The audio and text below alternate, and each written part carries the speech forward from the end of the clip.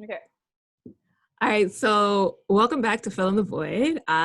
Today on this episode, I have Madame Hawa Keita, our Senegalese queen over here, and Mr. Isaiah Joyner, our Caribbean king. I don't really know where you're from.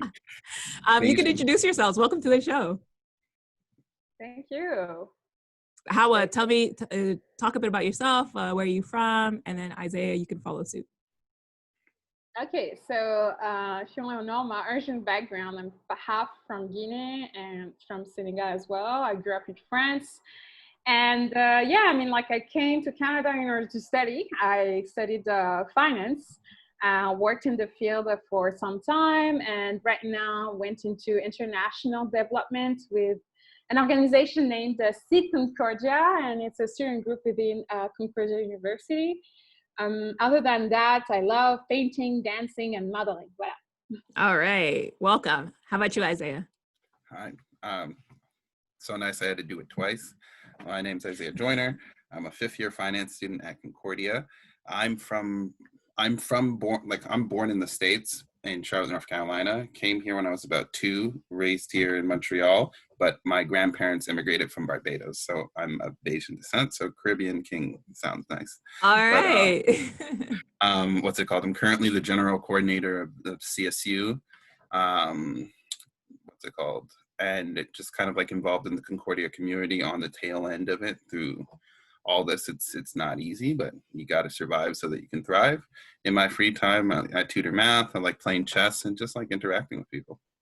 All right. Well, thank you so much to both of you for taking the time to be on the show and be here with me today. I'm so excited to start off with another round of Would You Rather University Edition. And on this episode, we're talking about networking. So I put a little networking twist to it. Are y'all ready? Mm-hmm. Happy to straight to. Well, it's going to be up to you to determine. Okay, first question. We can start with you, Hawa. Would you rather network during a 5 à 7 or network after an event? I think after an event, I don't know. Like it's hard to say. It depends. It's like after the event, like the conversation goes deeper. So like it's like I said, you have so many. Sorry, I'm not respecting the rules, but you gotta pick one. What about you, Isaiah? What would you say? As somebody who's attended a lot of 5 à 7s, I prefer networking after the 5 à 7s because it's a more informal tone or whatnot. And like it's a really cheap question because most 5 à 7s take place after the event anywho. But like really? You've never gone straight to like to an event where it's like this is a networking event?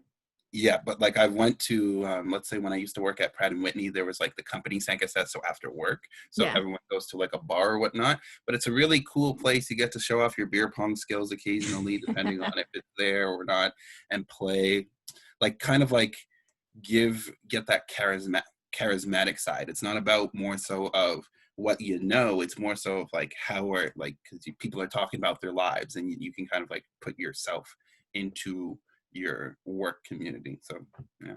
Okay, so next question. Would you rather have an amazing business card or have great conversation starters? So you know how like you're meeting somebody for the first time and you just always like that first question or the way that you start the conversation is always on point? Or would you rather have an amazing business card? No, like definitely a good conversation starter. Yeah, like I mean, a good business card, okay, like everybody has like, I don't know, sometimes you go to networking events and like there's like a competition of business card, but it's not necessarily what you're going to retain the most. It's like really the conversation and the vibe that you have with the other person. So yeah. Okay, what about you, Isaiah? 100% the same. One, it's more sustainable because like a business card, like you don't want, and you hear it at the events or when you talk to professionals that are like, yeah, like they're remembering you more than the card. So a nice card will be like, oh, that's nice, but they're going to recycle it or throw it out eventually. Whereas like if you're good at a conversational and you're able to kind of like get them invested in you in the moment, you can get them on LinkedIn, which is essentially the best business card there is. But like go ahead, Howard, go ahead. No, I was about to say that I feel like business card is from a different time. because like we have LinkedIn right now. So yeah. Yeah, that's true. That's true. If you're able to have a great conversation, then they'll remember you. And then if they want to follow up, they can be like, oh man, what was that person's name? What was that person's name? And then they can look up, your name on a business card or on LinkedIn. Would you rather make a great first impression or win the raffle at the end? You know how some events do like raffles and you're able to like win some really awesome prize. Sometimes it's like trips to some places and what have you. Are you saying no, Isaiah? Well, now I was like, no shade to anybody. I'd pick the prize because it'd be like, Ooh. this is me personally, because I'd be like, I'd be guaranteed. Like when you make a nice first impression, there's no it's like there's no tailor made to who am I making that impression to. Like if you said the guy who or the woman or the person who is giving me the job, that's one thing. But I could have made a first impression on just somebody who's going to be my friend versus this tangible object that I can leave with. And then probably like, if you're saying a great, like you said, a trip, I don't think most sets have trips. Like maybe like if it's a free drink, but I'll take a nice trip. But Okay, what about you, Hawa? I mean, it depends on the price. Like, yeah. No, you gotta. There's no Miss Gray Area. Sorry. Or what you saying? I don't know that game. No, I mean, whoa, it's hard. Like, yes, I would say the same as Isaiah. Like taking the prize, and even if like you don't necessarily make a very good impression at the very first time, you can always find a way to catch up.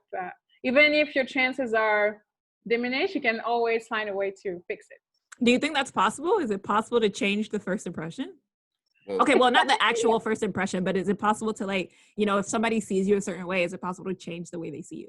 Of course, it's like, it's hard. It's not necessarily easy. Like every time we say like the very first impression is the most important. However, I think there is a kind of overestimation of it, and it's really like really the way you can make just one connection. If it's like limited to only one connection, then that's bad. But like if you try to be, I would say, constant, that's when people will really remember you. Yeah.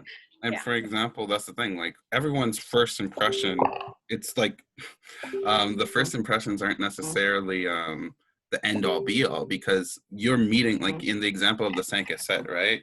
You're meeting these people in a 9 to 5. Trust and believe, when you go into that, like that sec environment, or like you break those barriers or you show them something new, they always are like, oh, that's cool. And as long as you're able to, because I'm like, you said, make a great first impression, I'll make a good and okay and walk away with the prize. And then maybe next time, like after I meet them again or see them again, you just build up rapport, and then you slowly go from good to great and just like, work your way through there. Okay. So would you rather talk with one person all night or work the room? This is like, anybody who knows me knows that I work the room. Like right. Yeah. Is there a reason why you prefer working the room than like talking with one person all night?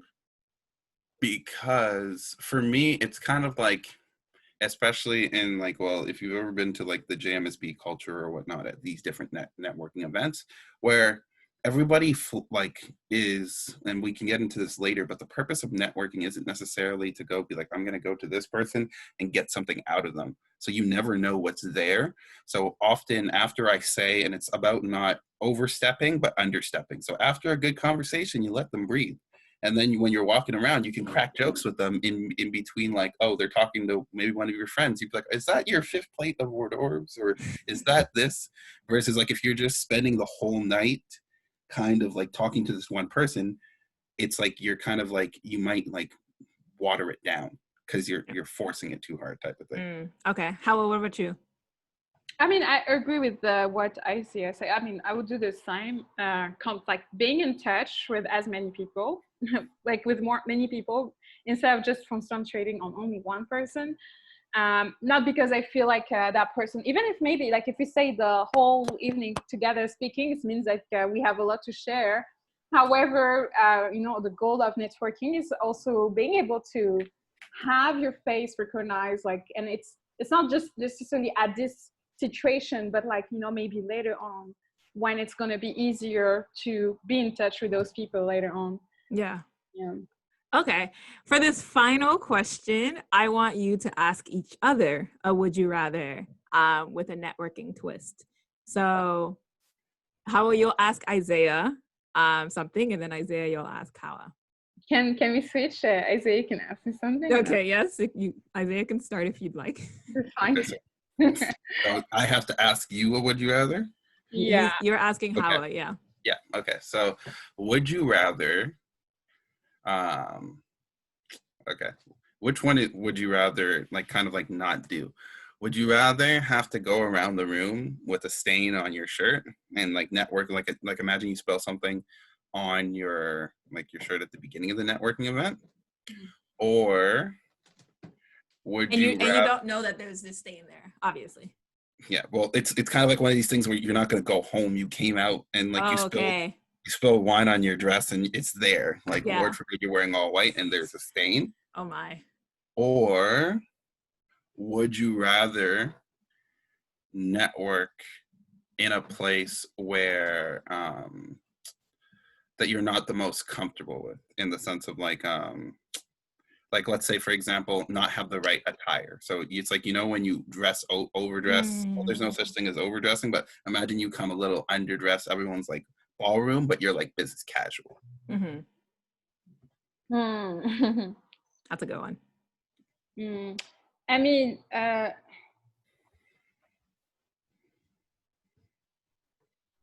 think if I come in an event underdress or overdress, is because I did not necessarily understand what I was supposed to expect there. So maybe that means I was not necessarily at the right place. So I would rather have like a stain in my attire. I would maybe look gross or anything, but like I always believe that there is a way to arrange yourself, or like, you know, you can maybe borrow a jacket somewhere just to hide it or anything. Like this type of things happen to me sometimes. And I was like, I'm speaking from experience right now. No, but I mean, like, I think there's always a way to, you know, like fix those little issues where And if nothing else, it becomes a conversation starter. Yeah, even if you look old and stuff, but also that's when you will see where people are very, very superficial. I mean, it's true. Also, we are human beings, so like we always have an implicit, without recognizing, unconscious bias. Oh yeah, she stained her dress. She must be dirty. Like just like this. But yeah. But like if it's a place where I'm totally uncomfortable with, and I, for example, don't necessarily understand what was the code or anything, that means I was not necessarily prepared for it, or I didn't know what did I put myself into. Right. Yeah. Okay, so she choose the stain over an uncomfortable event or being over/underdressed. Okay, Hawa, what about you? What would you ask Isaiah? What's your question? Okay, so would you rather network in a place where you already know a lot of people, and you have quite good knowledge about I don't know, the industry or the group itself, or being in a place where you have no idea who is there, where people are totally different from you? For example, like a very important age gap, just an example. So it really depends on the purpose of the networking. And but you're picking one. Yeah, I'm picking one. So I'm like, I think that I shine, like, assuming that I know a lot of people, I prefer being in that context where it's like, I know everyone, so I'm 100% comfortable, but there's still opportunities, like I'm there for a purpose. Rather than like, let's say if I'm like, because if I'm a finance major and I'm at the biomed, like everybody else is in science and biomed, like tech, like these, like a completely unrelated field to where I am, it's like, it's a bit harder for me because everyone has like that, like a different competency. Like I'm comfortable with, like, if it's one thing if everyone here is, I don't know, but like as long as there's some commonality, I'll be able to like genuinely participate, versus like if I'm in a scenario where I don't know anyone, but like the subject matter is like I'm basically somebody's date at like the science ball. I'd be like, I know what a hydrogen element is, but like when they're talking about like moles per liter and all that, it won't be as engaging for me. Yeah, once it start going deeper, it goes a bit over the head. All right, well, those are two really great questions that y'all asked each other, and I hope it helped warm you up. So let's just take a quick break.